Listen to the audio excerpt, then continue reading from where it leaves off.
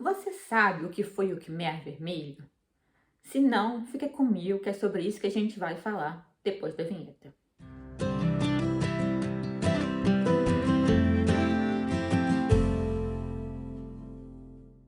Para quem não sabe, e eu creio que muita gente não saiba, porque não é um tema assim muito discutido, o Khmer Vermelho era uma organização comunista revolucionária do Camboja, responsável por um dos maiores genocídios do século XX e, quiçá, da história da humanidade. O reino de terror do Khmer Vermelho matou quase um quarto da população do Camboja. E hoje eu vim trazer uma dica de filme sobre esse tema. Se você já é inscrito aqui no canal, você sabe que eu já fiz resenha de um livro e de um filme sobre esse tema, chamado Primeiro Mataram Meu Pai, que vai ficar linkado aqui no final desse vídeo, que eu recomendo muito que vocês vejam o filme e leiam o livro, porque são os dois ótimos.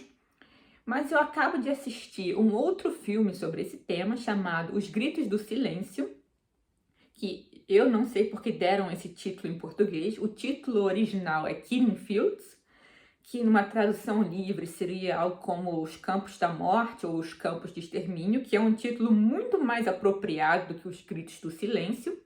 Mas enfim, e o filme, ele é não apenas baseado em fatos históricos, mas baseado também numa história real.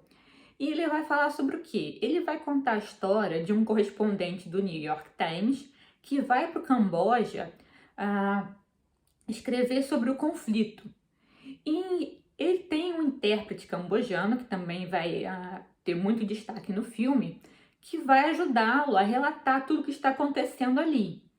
E ele vai presenciar como o Khmer Vermelho chega ao poder e a destruição e a desgraça que vai resultar disso. Quando o Khmer Vermelho toma o poder, os estrangeiros que viviam ali no Camboja procuram fugir. E esses jornalistas, junto com alguns colegas estrangeiros, eles procuram ajudar esse intérprete para que ele também possa fugir. Mas, infelizmente, essa tentativa de socorro não funciona. E como as embaixadas estrangeiras só dão suporte aos estrangeiros ali, esse intérprete ele fica ali à própria sorte. Eles conseguiram fazer com que a família dele escapasse, mas ele não. E no fim, ele acaba indo parar num campo de trabalho forçado do Khmer Vermelho. O Khmer Vermelho tinha essa ideologia que tinha que haver uma sociedade agrária, eles tinham uma postura muito anti-urbana, anti-intelectual, e esse intérprete, ele falava várias línguas estrangeiras, era um homem educado, um homem que tinha estudo. Só que, para ele sobreviver nesse campo de trabalhos forçados, ele não podia revelar que ele tinha esse estudo e que ele tinha essas habilidades. As pessoas que revelaram que elas tinham tido uma vida razoavelmente confortável antes do Khmer Vermelho chegar ao poder, elas foram mortas. Então, para ele conseguir sobreviver, ele teve que esconder tudo do passado dele. E o filme vai mostrar como era a vida dele nesse campo de trabalhos forçados, onde milhares e milhões, na verdade, de pessoas foram mandadas. Muitas das pessoas não tinham nenhuma experiência com trabalho rural, as condições eram terríveis, não apenas pelas condições de trabalho serem péssimas, mas também pelos abusos que os integrantes do Khmer Vermelho perpetravam contra aquelas pessoas que estavam ali. Eles queriam, como praticamente todo governo totalitário, apagar a história, a cultura, as tradições, os laços familiares das pessoas e remodelar o ser humano. Eles queriam criar um novo homem ali no Camboja.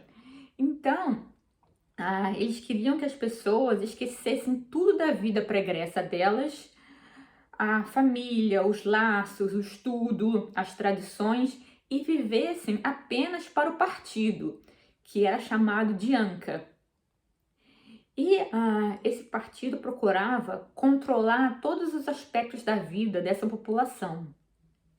E a gente vai ver ao longo do filme esse processo de doutrinação muito intensivo, principalmente das crianças, que não apenas eram doutrinadas, mas também, como mostra aquele livro Primeiro Mataram Meu Pai, eram utilizadas como soldados e elas eram incentivadas a torturar não apenas outras crianças, mas também os adultos. As crianças eram tidas como mais confiáveis porque elas não tinham tanta experiência do que era a vida antes do Khmer Vermelho chegar ao poder. E aí a gente vai vendo no filme tudo que esse intérprete tem que fazer para ele sobreviver nesse meio e como ele vai tentar fugir dali. Eu não vou contar para vocês o final, se a fuga dele funcionou, se não funcionou. Eu vou dizer que o final me surpreendeu, não necessariamente pelo que aconteceu, mas como aconteceu.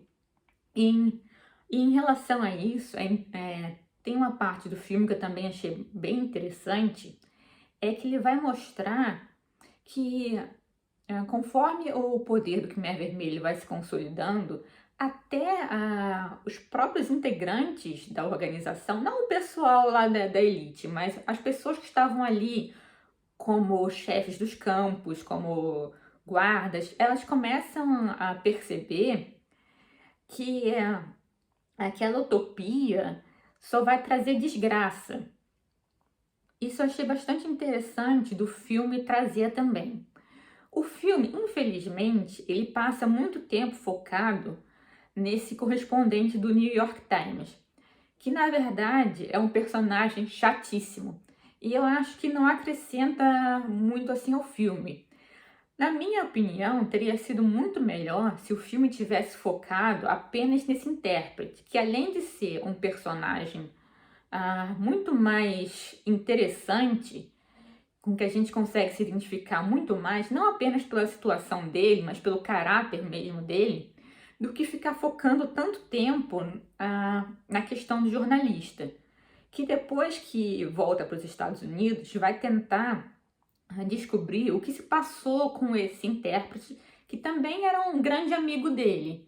Então, esse jornalista ele vai tentar descobrir se esse intérprete ele sobreviveu, onde ele está, o que aconteceu com ele, ao mesmo tempo em que ele vai cuidar da família dele, que conseguiu se mudar para os Estados Unidos e vive lá em segurança.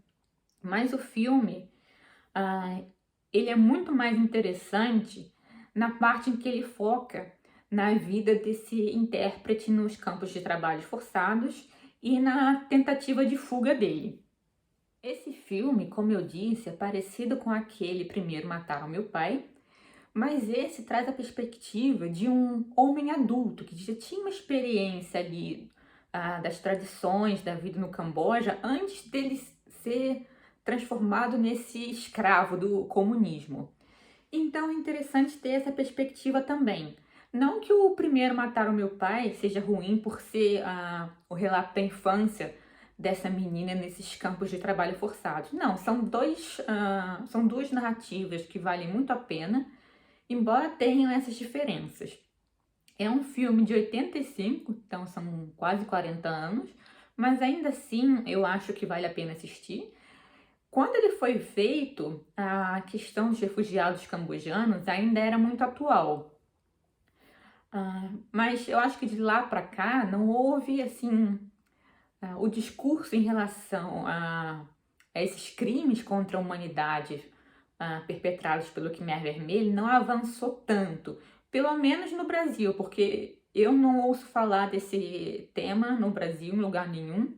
Assim, vez ou outra tem algum artigo, mas geralmente o conteúdo que a gente consegue em relação a isso é de sobreviventes cambojanos que vivem nos Estados Unidos, que é o caso desse filme também. De qualquer forma, fica aqui a minha indicação.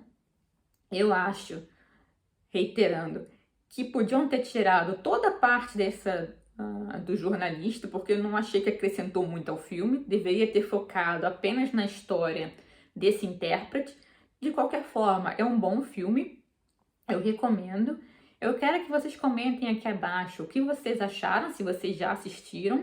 Eu, infelizmente, não encontrei aqui no YouTube para assistir de graça. Se eu não me engano, pagando, dá para assistir no YouTube. Eu assisti na Amazon Prime, aqui da Áustria, mas eu não sei se ele está disponível na Amazon Prime do Brasil. De qualquer forma, se você tiver acesso, eu recomendo que você assista. Se você conhece similares, não precisa ser necessariamente filme, pode ser livro também, pode ser documentário. Deixa a dica aqui abaixo que eu vou procurar com todo carinho, certo? Eu agradeço a sua atenção e a gente vai se ver no próximo vídeo. Beijo, até a próxima.